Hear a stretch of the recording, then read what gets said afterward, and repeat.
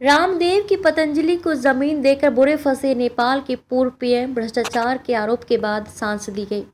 योग गुरु बाबा रामदेव की पतंजलि योगपीठ और नेपाल सरकार के बीच एक जमीन खरीद का सौदा हुआ था। इस सौदे में भ्रष्टाचार की खबरें आई। इसके कारण नेपाल के पूर्व प्रधानमंत्री को अपनी सांसदी तक गंवानी पड़ गई।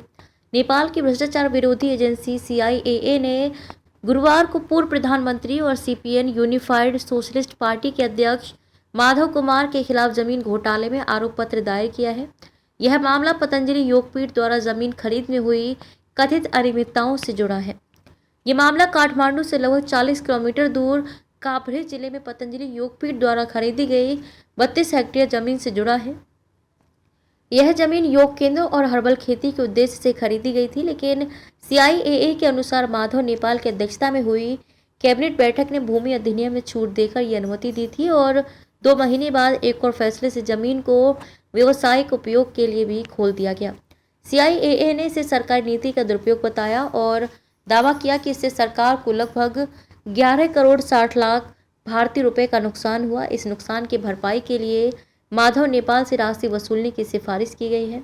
इस केस में कुल 94 लोगों को आरोपी बनाया गया है, जिनमें पूर्व कानून मंत्री प्रेम बहादुर सिंह, पूर्व भूमि सुधार मंत्री दंबर श्रेष्ठ, पूर्व मुख्य सचिव माधव प्रसाद घिमिरे और पतंजलि नेपाल के निदेशक शालिग्राम सिंह का नाम शामिल है। हालांकि पतंजलि प्रमुख बाबा रामदेव और आचार्य बालकृष्ण का नाम आरोप पत्र में नहीं है।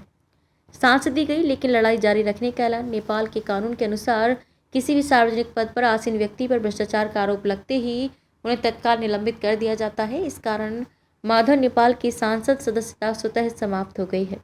माधव कुमार नेपाल ने आरोपों से इनकार करते हुए कहा, मैंने कुछ गलत नहीं किया है, मैं कानूनी प्रक्रिया का सामना करने के लिए तैयार हूँ। ये सब प्रधानमंत्री KP शर्मा ओली की राजनीतिक साजिश है, जो मुझे पूरी तरह से खत्म करना चाहते हैं।